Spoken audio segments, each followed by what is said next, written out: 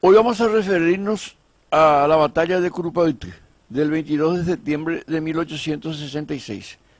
Pero iniciemos este recordatorio con los antecedentes de la misma.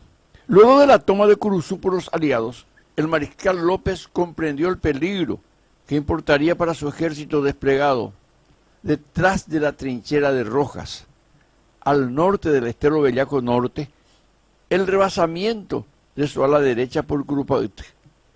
Por ello, con todo acierto, dispuso su defensa. Designó al general José Duigis Díaz comandante del sector y dispuso que el coronel Wisner de Mostergay trazara la defensa de la posición.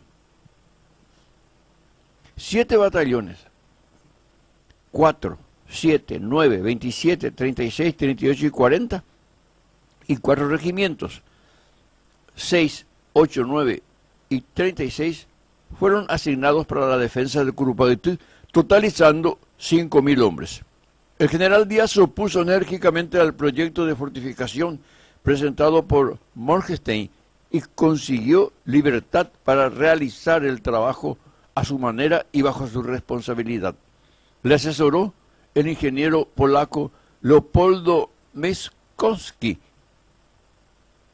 Las tareas se iniciaron el 8 de septiembre y culminaron el 21 de septiembre. Antes de describir las trincheras, repasemos los acontecimientos que se producían días antes. El día 4 la flota brasileña envió una escuadra a bombardear las posiciones aún no fortificadas de Curupayty. Para ello empleó los siguientes buques: Lima Barros, Barroso, Brasil, Belmonte, Paranaíba, Gran Haif y Bahía. Las baterías paraguayas, guarnecidas con simples trincheras, contestaron vigorosamente, causando a los buques enemigos considerables daños y obligándoles a retroceder para reparar las averías sufridas. Leemos en el libro del historiador profesor Rolón Medina. 10 cañonazos recibió el Lima Barros, que solo la abollaron en el casco. El Bahía acusó 38 impactos con destrucción de la torre y 2 orificios en el casco acorazado. Aquí murió un oficial y 4 marineros. El Barroso recibió 15 disparos que le inutilizaron el cabrestante. El 7 de septiembre la artillería paraguaya bombardeó el campamento aliado de Tuyutí en el sector ocupado por la división del general Argolo, haciendo volar las instalaciones y causando bajas a las tropas. El 8 de septiembre, en reunión de los jefes aliados, se aprobó el plan de operaciones para el asalto a la posición paraguaya de Curupayty. Suscribieron el acta los generales Mitre, Flores y Polidoro. En síntesis, se emplearía 20.000 hombres para el ataque principal en 3 columnas y 5.000 hombres para un ataque por el flanco izquierdo, dejando una reserva de más de 20.000 hombres en Tuyutí. Esto escribe el propio Polidoro en su informe. Reitero entonces, es importante esto, el plan: atacar en 3 columnas y una reserva de 5.000 hombres que van a estar también para atacar, pero por el lado izquierdo de la defensa paraguaya. Ahí donde estaba la Laguna Méndez, para pasar por ahí y venir por la espalda. En la entrevista de Yataitecura, el mariscal López intenta obtener la paz. El 10 de septiembre, un piquete de tropas paraguayas con bandera de parlamento se acercó a las avanzadas aliadas, llevando una nota del mariscal López, que la dirigía el general Mitre y que se expresaba en los siguientes términos. Comillas: tengo el honor de invitar a vuestra excelencia a una entrevista personal entre nuestras líneas, el día y hora que vuestra excelencia quiera señalar. Portador del mensaje fue el teniente coronel Francisco Martínez, ayudante de campo del mariscal López.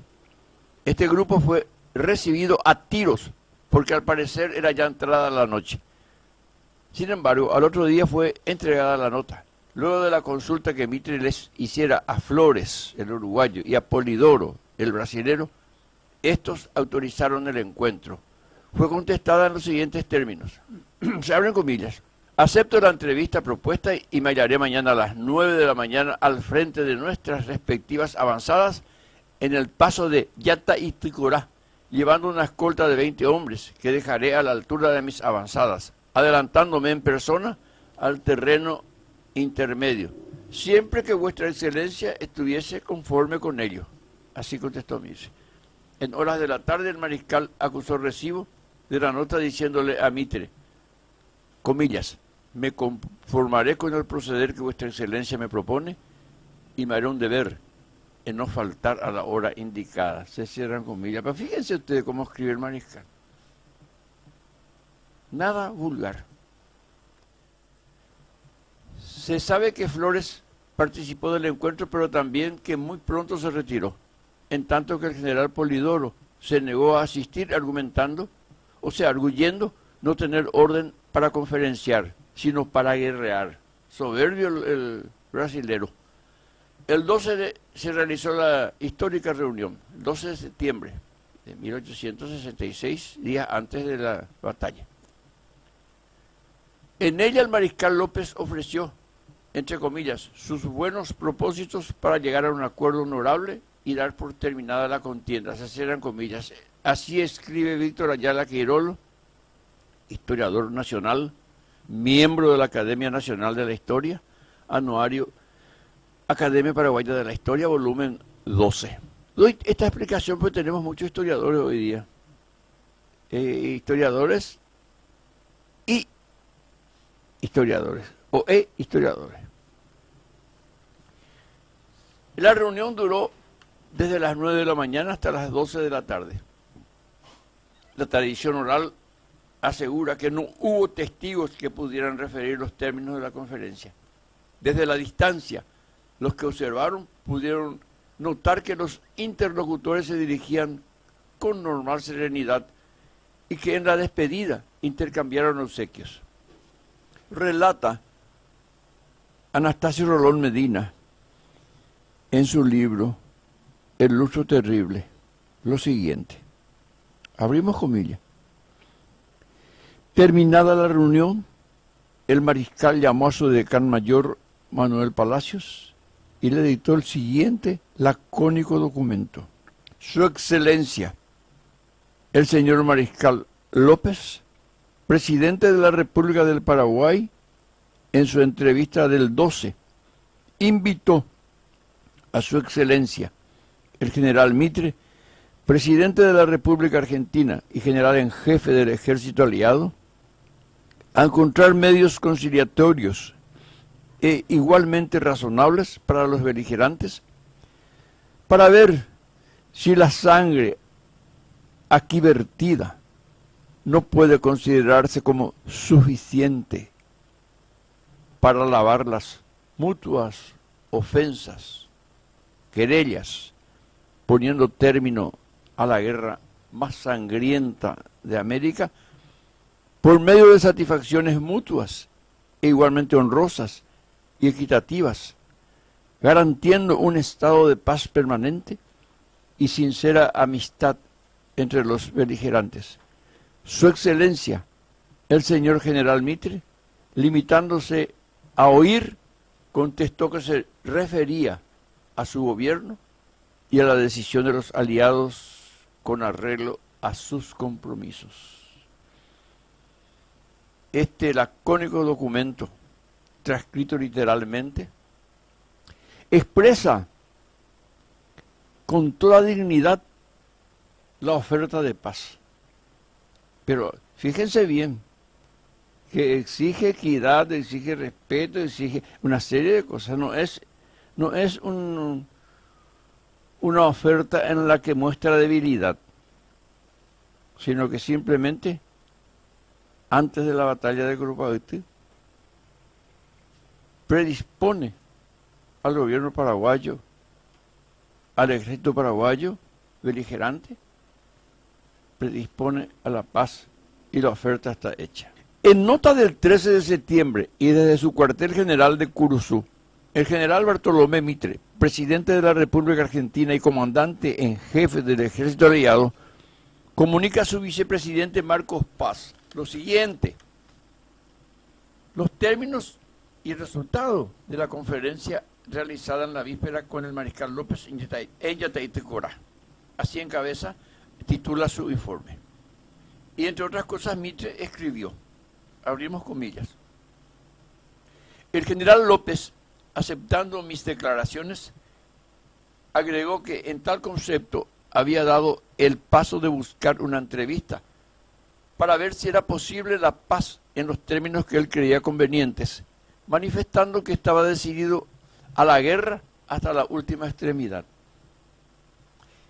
El tono que dominó en toda la conferencia fue digno, y a pesar de tratarse en ella puntos tan graves, ningún incidente despojó al acto de su decoro, y cualquiera que sea su resultado, será un acto que contribuirá, sin duda, a moralizar la guerra, dando un buen ejemplo de cultura, sin enervar el espíritu varonil de los que cumplimos nuestro deber con las armas en la mano. Se cierran comillas. El 14 de septiembre, el general Mitre, en cumplimiento a su promesa de contestar, envió una nota al mariscal López, comunicando haber informado a los generales aliados y a sus respectivos gobiernos de la propuesta de paz formulada en la entrevista de Yataitecora, sin que ello modificase en modo alguno la situación de los beligerantes. El 15 de septiembre, el mariscal López contesta la nota de Mitre en los siguientes términos, comillas: nada me ha detenido ante la idea de hacer, por mi parte, una última tentativa de conciliación que ponga término al torrente de sangre que vertimos en la presente guerra, y me asiste la satisfacción de haber dado así la más alta prueba de patriotismo para mi país, de consideración para los enemigos que le combaten y de humanidad para el mundo imparcial que nos observa. Se cierran comillas. Y es así como esta entrevista quedó en la nada y la guerra siguió su curso. Sin embargo, veremos cómo después de la batalla de Curupaytí, la Argentina estaba dispuesta a negociar la paz. El coronel da Cunha, historiador brasilero, en su obra ya mencionada varias veces, La guerra do Paraguay, página 161, escribe, se abren comillas: todavía Mitre tuvo que retardar su partida a Curuzú en virtud de haber recibido una invitación de López para una conferencia que se realizó en Yataitecora. Las naciones aliadas no podían de forma alguna aceptar las paces con el Paraguay sin que Solano López no fuese apartado del gobierno de su país, porque como dejaran sentado, los gobiernos aliados no hacían la guerra a la nación paraguaya, sino solamente a la política y al gobierno de Solano López. Convencidos, como estaban, de que la permanencia de López en el gobierno era una amenaza para la paz de Sudamérica y contra la libertad de comercio y navegación de los ríos Paraguay, Alto Paraná y sus afluentes, no podía de forma alguna entablar negociaciones con quien ya era considerado enteramente fuera de la ley e incapaz de inspirar confianza en sus afirmaciones. Se cierran comillas. Está lo que escribe el historiador brasileño.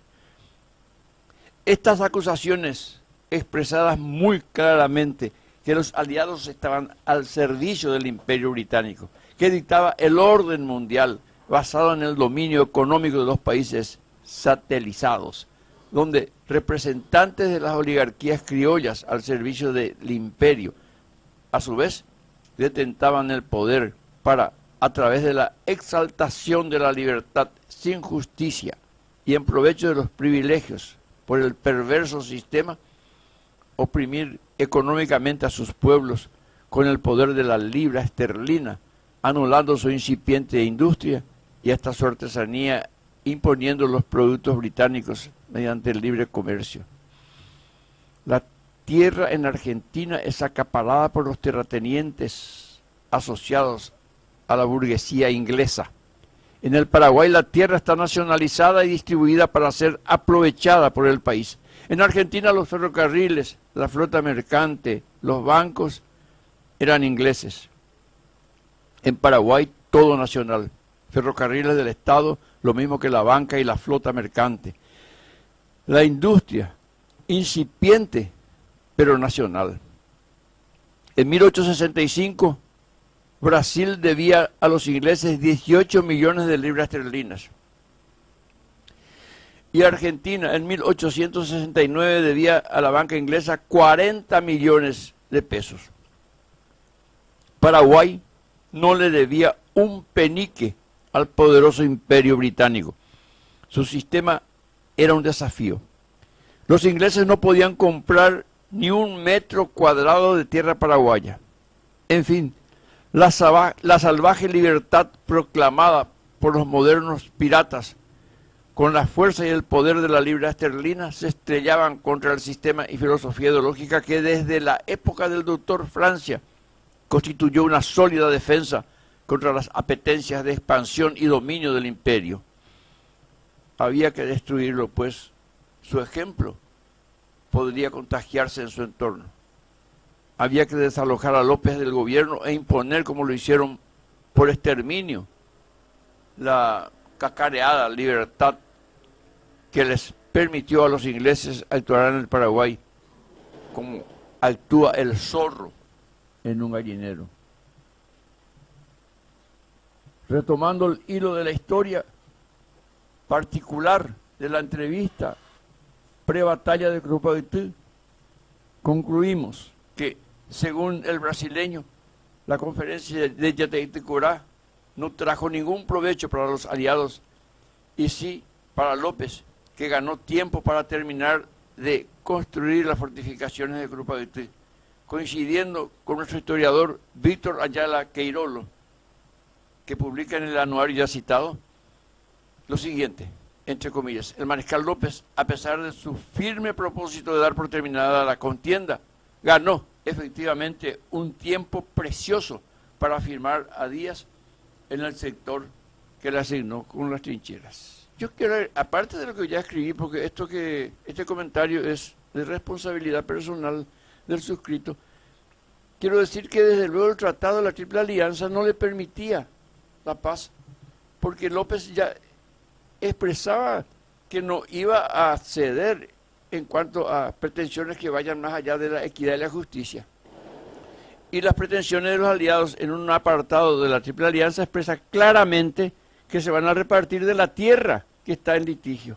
Entonces, el Brasil, más allá del APA, mucho más allá, el Cerro Pan de Azúcar, que era paraguayo, se tendría que volver brasilero. Y todo ese territorio está marcado y que sabemos nosotros porque hemos visto los mapas seguramente. Y la Argentina, todo lo que es hoy día la provincia de Posadas y parte del Chaco argentino, hasta el Pilcomayo, sobre la margen derecha del río Paraguay, es decir, lo que está enfrente de nuestro, Colonia Cano, todo eso. Y desde luego, no era solamente, con eso se quedó, pero la pretensión argentina era hasta Bahía Negra, todo el Chaco paraguayo. La historia ustedes la deben conocer, el famoso fallo EIS, la presión brasilera que amenazó y real a Argentina a continuación, si es que no respetaban el Chaco boreal. Es la parte de mérito que tiene el gobierno que le sucedió al mariscal López después de la guerra. La trinchera de Curupaití, según la descripción de Ayala Queirolo, historiador mencionado permanentemente por nosotros, se construyó prolongando la antigua trinchera construida para la defensa del río. Nacía en el oeste, en la barranca del río Paraguay, y llegaba a la laguna Méndez, al este. Su trazado permitía aplicar toda clase de combinación de disparos ya sean directos o cruzados, disparos de artillería, como también disparos de la infantería. Su extensión era de alrededor de 2.000 metros y a modo de obstáculos con una línea de abatices.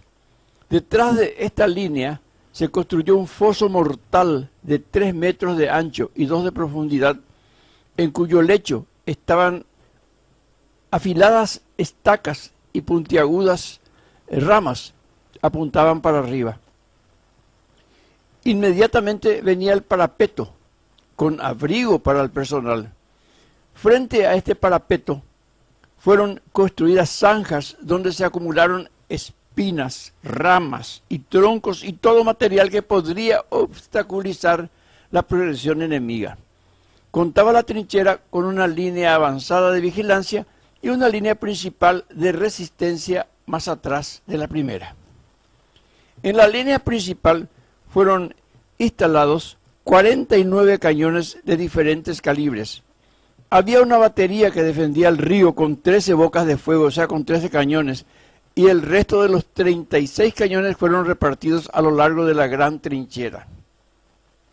Mandaban los diferentes sectores de la artillería, de derecha a izquierda, el capitán de marina Domingo Ortiz, el mayor Albertano Sayas, el capitán de marina Pedro Gil, el capitán Adolfo Zaguer y el mayor Pedro Hermosa. Ahora conozcamos, atendiendo a Juan Eoleari, cómo repartió el general Díaz a los 5.000 soldados de la defensa, de derecha partiendo de la orilla del río Paraguay a izquierda, en el siguiente orden: batallón 4 del capitán Antonio Insaurralde, el 36 del mayor Juan Fernández, el 38 del mayor José Azcurra, el 27 del mayor Juan González, el 9 del mayor Bernardino Olmedo, el 7 comandado por el teniente coronel Luis González, el batallón 40 del mayor José Duarte. Detrás de la infantería, en la extrema izquierda, estaba la caballería, compuesta de los siguientes regimientos: Regimiento 6 del capitán Gregorio Escobar, 8 capitán Bernardino Caballero, 9 capitán Francisco Peralta, 36 capitán Pedro Ábalos. El teniente coronel Antonio Luis González mandaba toda la infantería y el capitán Bernardino Caballero toda la caballería. Díaz era el general en jefe. El último punto: tanto brasileños como argentinos encuentran serias dificultades para reponer los cuadros de sus ejércitos. Los argentinos deben sofocar levantamientos provinciales y luchar contra montoneras que se oponen a la guerra contra el Paraguay. Esto se tiene, los historiadores argentinos tratan este tema y es bastante largo el tema. Las montoneras argentinas de la guerra del Paraguay se llama un libro de Rosas, muy interesante. Los primeros solucionaron con la disposición del emperador, o sea, los brasileños consiguieron más soldados con la disposición del emperador Pedro II de comprar esclavos. Carta del 9 de diciembre de 1866 dirigida al ministro de Guerra Juan Lustosa da Cunha. Entre comillas, apresurar las medidas para la compra de esclavos destinados a la guerra del Paraguay, se cierran comillas. En otra carta, el 7 de febrero de 1867, el emperador volvía a urgir a su ministro, se abren comillas: no veo otro medio para obtener soldados con prontitud que la adquisición de libertos en gran escala, así de esclavos que le prometían la libertad si iban a pelear y no morían en la guerra contra el Paraguay. Trate de libertar más esclavos pagando su valor, dice. Compraban esclavos para traer la guerra contra el Paraguay. Para los argentinos la situación de reclutamiento resultó mucho más difícil. Hubieron rebeliones, surgieron montoneros que se manifestaron en contra de la guerra, que en realidad los porteños llevaban adelante sin el consentimiento del pueblo argentino. Para muestra señalamos dos hechos. El 9 de noviembre de 1866, se abren comillas, a las 2:30 un contingente de 280 voluntarios mendocinos, arreados para cubrir los claros en la guerra del Paraguay, se subleva en Mendoza contra el régimen imperante en la Argentina. Tomaron la ciudad, provocando la huida del gobernador, que se fue a un punto cercano, cerca de Mendoza, San Rafael. Ahí se fue a refugiarse el gobernador Melitón Arroyo. Y asumió la jefatura de los revolucionarios el coronel Carlos Juan Rodríguez y el sacerdote salteño padre Emilio Castro Boedo. El 12 de diciembre el coronel argentino José Felipe Varela lanzó una proclama dirigida a sus compatriotas expresando, entre otras cosas, se abren comillas: argentinos, el pabellón de Mayo, que radiante de gloria flameó, victorioso desde los Andes hasta Ayacucho, y que la desgraciada jornada de Pavón cayó fatalmente en las ineptas y febrinas manos del caudillo Mitre, ha sido cobardemente arrastrado por los fangales de Esterobellaco, Tuyutí, Curuzú y Curupaytí. Se cierran comillas. Conclusión final. La victoria de Curupaytí tiene un héroe, el general José Rubigis Díaz. La derrota sufrida por la Triple Alianza, un solo responsable, el argentino, general Bartolomé Mitre. Punto final al tema de Curupaytí. Muchas gracias.